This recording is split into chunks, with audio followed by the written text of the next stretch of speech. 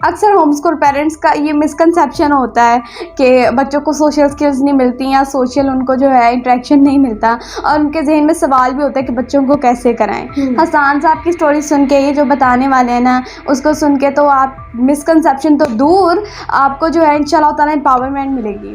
हाल तो कुछ यूँ है कि हम सब कभी स्कूल नहीं गए यानी होम स्कूल्ड हैं, बल्कि अगर मैं कुछ यूँ कहूँ कि हमने बेस्ट स्कूल से एजुकेशन हासिल किया है तो वो गलत नहीं होगा। अच्छा मुझे बताएं कि वहाँ मम्मा वो कोई पापा मौजूद थे कि हाय मेरा बेटा को कुछ ना हो जी तो मैं फ़ौरन पकड़ूं? नहीं।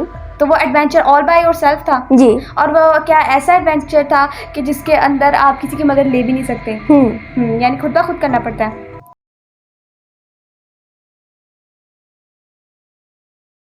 अस्सलाम वालेकुम, I am Nabika Batool, I am a Muslim inspirational speaker, trainer, coach and entrepreneur.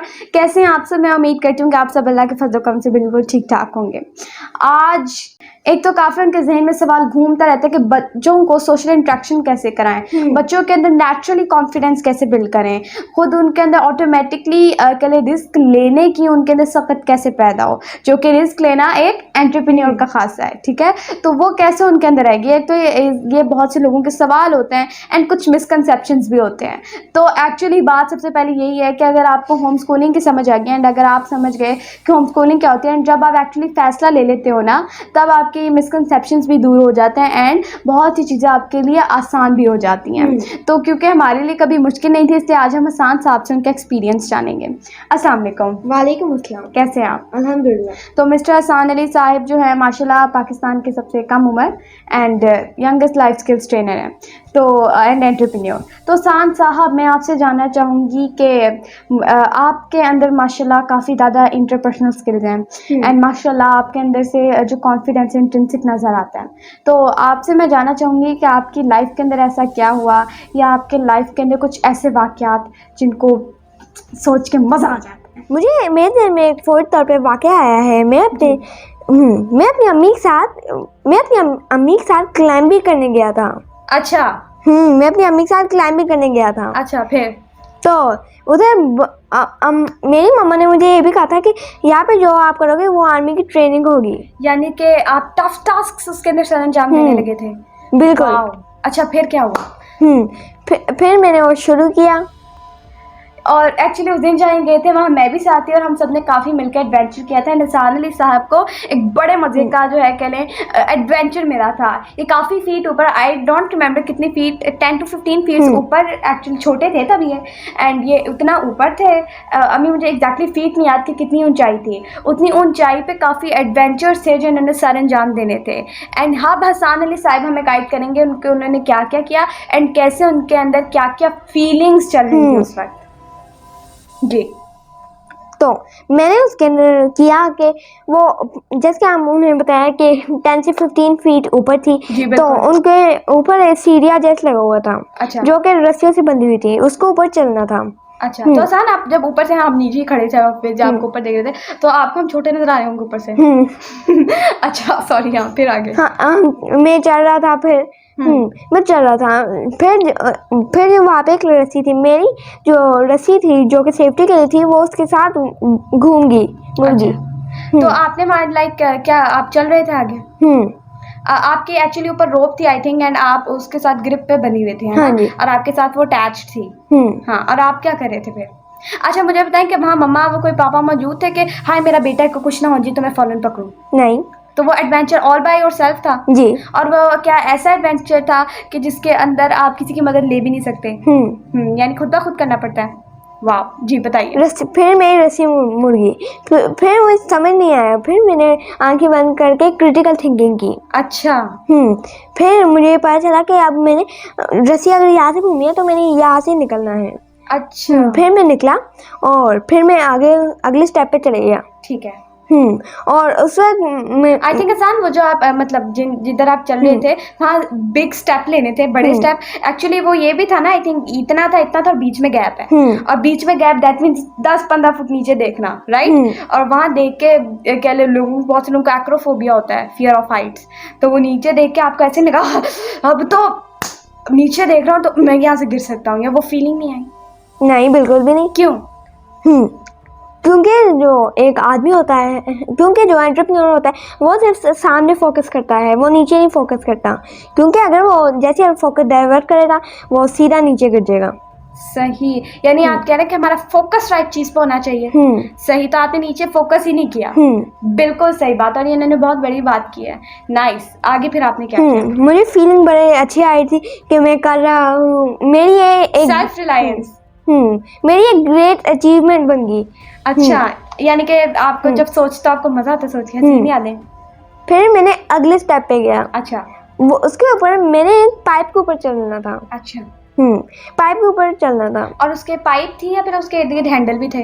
Handle नहीं थे। अच्छा, यानी आप हैं, आपके ऊपर रोप लगी हुई है एंड आपको उस पर चलना है। अच्छा, वाओ, यानी ये काफ़ी रिस्की भी क्योंकि आप काफ़ी छोटे थे उस वक्त, राइट? तो आपको ये नहीं लगा ये काफ़ी, अब तो यार, अब तो पहले तो थोड़ा बेहतर था, अब तो रस्सी आ गई है या अब तो पाइप आ गई, अब तो बस एक भी पाँव फिसला तो फिर अल्लाह माफ करे, ऐसा नहीं है ख्याल ध्यान में कि नहीं अब मैं क्या करूँगा, माँ पापा भी नहीं है यहाँ पे तो ऐसा ख्याल नहीं है? नहीं, क्योंकि पहली बात तो सेफ्टी ड्रॉप्स भी बनी हुई थी। ओके। और मैं फुल तवज्जो सामने था। वाओ, यानी straight straight ahead. Great, nice. जिससे मैं फिर चलते चलते बिना किसी रुकावट के आगे अपने मिशन में कामयाब हो गया। क्या बात। फिर मैंने एक और आगे, अच्छा, वो मैंने कंप्लीट करना। वो क्या था, मैं टायर्स के अंदर चलना था और वो कई 10 टायर होंगे। हाँ, आई रिमेम्बर। वो पेंटेड थे, राइट है ना? जी, मल्टी कलर से थे, ब्लैक, पिंक, येलो। अच्छा, हाँ, फिर मैं चला, उनके ऊपर भी यही हुआ कि जो टायर्स थे वो घूम गए। अच्छा, फिर रस्सी में मैं फिर सेफ्टी रॉक भी उनके साथ घूम गई, जिससे मैं आगे नहीं जा सकता था। अरे ये तो बड़े मजे का फिर क्या हुआ? फिर मेरे पास एक्सपीरियंस था, क्योंकि वो हमारे गली में भी एक टायर लगा है, मैंने उसके साथ प्रैक्टिस की हुई है। अच्छा, तो मैंने फिर वो एक्सपीरियंस या यूज़ किया और आगे वाले टायर पे चले गया, उधर कुछ सारे घूम गया था। फिर आपने ऐसे घूमा पहले वो मेरी रस्सी घूमे, इसलिए मैं पहले ऐसे अपने टायर को घुमाऊं। पहले मैं जब खुद घूम रहा था तब मेरा टायर भी एक बार खुद ही घूम गया था। अच्छा, फिर वो ज्यादा तो नहीं घूम गया था? थोड़ा ज़्यादा घूम गया था इसलिए फिर मुझे वापस आना पड़ा था। अच्छा, फिर वो हो गया, फिर बाकी सारे सही। अच्छा, बड़ी मज़े की बात है, मैं आपसे पूछना चाहती हूँ कि जब ऐसी सिचुएशन होती है बंदे पे, इंसान के ऊपर, कि जब वो पहले आप 10-15 फुट ऊपर थे, फिर आपकी उम्र भी उस वक्त छोटी थी काफ़ी, तो जब एक नॉर्मल इंसान होता है, जब उस पर ऐसी चैलेंजिंग सिचुएशन आती है तब वो डर जाता है और उसकी इंटेलिजेंस लो हो जाती है और इमोशंस ऊपर आ जाते हैं, यानी डर लगना एंड हमेशा वो डरी फीलिंग, अब मैं क्या करूँगा, इंटेलिजेंस उस वक्त नीचे चली जाती है, फिर समझ नहीं आता शाउर वगैरह कि नहीं क्या करना है अब। तो उस वक्त आपकी इमोशनल इंटेलिजेंस आपके अंदर कैसे आई? लाइक वो, क्योंकि आप काफ़ी ऊपर थे एंड आप कह रहे हैं कि टायर घूम गया था एंड आप सेंटर में भी थे, बिल्कुल ठीक है, तो वो उस वक्त आपके कैसे आपके लिए इमोशनल इंटेलिजेंस आई, या कैसे आपने अपने, आप कह रहे हो कि मैंने खुद ही सोचा मैंने क्या करना है, तो उस वक्त कैसे सोच लिया आपने? जिसकी होम स्कूलिंग की थी कमाल की हुई हो, क्या वो कुछ भी कर सकते हैं। क्या बात है। तो आपको क्या लगता है आपकी होम स्कूलिंग में, लाइक आपने ऐसा क्या एक्सपीरियंस किया? मुझे कॉन्फिडेंस सिखाया, मुझे फोकस सिखाया, मुझे हर चीज़ सिखाई, मुझे एक्सपीरियंस न्यू चीज़ें करवाई।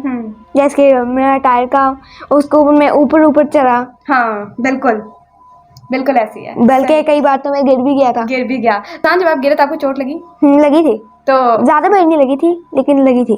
तो दर्द हुई होगा जहाँ चोट लगी। तो फिर आपको वहाँ जो है वहाँ माँ पापा ने कहा उठो, कितनी दफ़ा मना किया उस टायर पे मत खड़े हुआ करो, या फिर आसान क्या कर लिया मेरा बेटा ओ चलो चले, इतनी ज़ोर की चोट लगी ऐसे नहीं कहा? नहीं। क्यों? क्योंकि वो तो चाहता है कि मैं ऐसे और एक्सपीरियंसेस करूँ ताकि मुझे ज़िंदगी में आने वाले हर चैलेंज पे मैं तैयार करूँ। यानी कि आपके पेरेंट्स ने ये चाहे, जैसे फ्लो चार्ट है कि जब चैलेंज आए, ये चैलेंज हो और ये एबिलिटीज हो, यानी कि जब चैलेंज इतना सा होगा, एबिलिटीज जितनी होंगी तो चैलेंज नहीं लगेगा, राइट? एंड इस चीज़ ने मेंटली और फिजिकली भी आपको स्ट्रांग बनाया। जी। अभी मैं आपको एक बात बताती हूँ। अब ये बहुत से लोगों को शायद लगेगी कि क्या बच्चे को जो है पैम्पर नहीं किया, ये नहीं कह सकते। पहली बात, बच्चे को पैम्पर नहीं करना होता, ठीक है। सेकंड बात, अब मैं आपको थोड़ा इस्लाम के हवाले से बताना चाहती हूँ कि जब पहले बच्चों की तरबियत होती थी ना, तब आप उनमें देखिएगा। एंड सेकेंडली एक हदीस पाक कुछ यूँ है कि उसके अंदर है कि अपने बच्चों को स्विमिंग, आर्करी यानी तीरंदाजी, स्विमिंग, आर्करी एंड वो घोड़सवारी सिखाओ। अब मुझे बताएंगे तीनों कैसे काम है? क्या एक आम इंसान घोड़सवारी कर सकता है? नहीं। क्या आप देखिएगा, जब पहले एक्सपीरियंस होता है घोड़े की रफ्तार कैसी होती है, घोड़ा कैसे चल रहा होता है, तो जब पहला एक्सपीरियंस होता है तो बंदे को एक तो ब्लड आपका फ्लो करता है इतनी ज़ोर से, आपके अंदर इतनी ज़्यादा चीज़ें होती हैं, वो आम इंसान नहीं कर सकता। स्विमिंग के अंदर आपको दरकार होता है कि आप स्विम करें, आपको चाहिए होता है कि आप अपने बॉडी पार्ट्स को मूव करें। क्या वो एक बहुत ही कह ले ऐसा काम है कि ये यहाँ से उठाया वहाँ रख दिया? नहीं, वो भी काफ़ी चीज़ें मांगती है। देन आर्करी, तीरंदाजी, क्या वो एक आसान काम है? नहीं। उसके अंदर सबसे पहले आपको तीर आपको पता होना चाहिए क्या है, कैसे है, फिर तीर को एक राइट डायरेक्शन में एक तो बात उसमें फिजिकल जो है उसके ऊपर स्ट्रेंथ लगती है तीर को खींचने में, मैंने किया हुआ है, तो उसको खींचने में लगती है।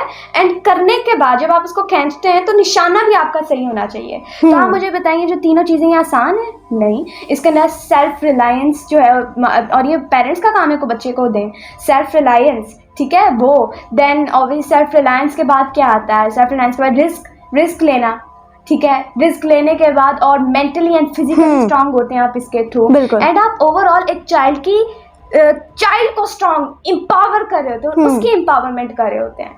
एंड इसीलिए यही जो काम है, क्योंकि हमारे तो कह लें जो हमारे लिए कुल कायनात हैं, या फिर जो हमारे लिए कह लें जो हमारे लिए ग्रेट हैं ऑब्वियसली, और जो हमारे लिए जिनसे हम रोशनी हासिल करते हैं, वो तो अल्लाह और उसके रसूल सल्लल्लाहु अलैहि वसल्लम ही है ना। तो हम तो उन्हीं के थ्रू करते हैं। एंड यानी कि कोशिश होती है कि हम उन्हीं की जो तालीमात हैं और उनकी जो तालीमात की रोशनी है उसके मुताबिक ज़िंदगी बिल्कुल। तो अब मिस्टर सानिया साहब मतलब वही एक्सपीरियंस शेयर करें कि जब मुझे ऐसे चोट भी लगती तो माँ बाप ये पैम्पर मत करते, हाय मेरा बेटा कुछ हो ना जाए, दिखाओ चोट तो नहीं लगी, हम इसको सही करते हैं। नो, उसको इनकरेज किया कि कुछ नहीं होता, लाइफ का फ्लो होता है। एंड लाइफ के अंदर बहुत सी चीज़ें होती हैं, डजेंट मैटर कि आप वीक हो, नो, इसका मतलब ये होता है कि लाइफ आपको स्ट्रांग बना रही है, राइट? जी।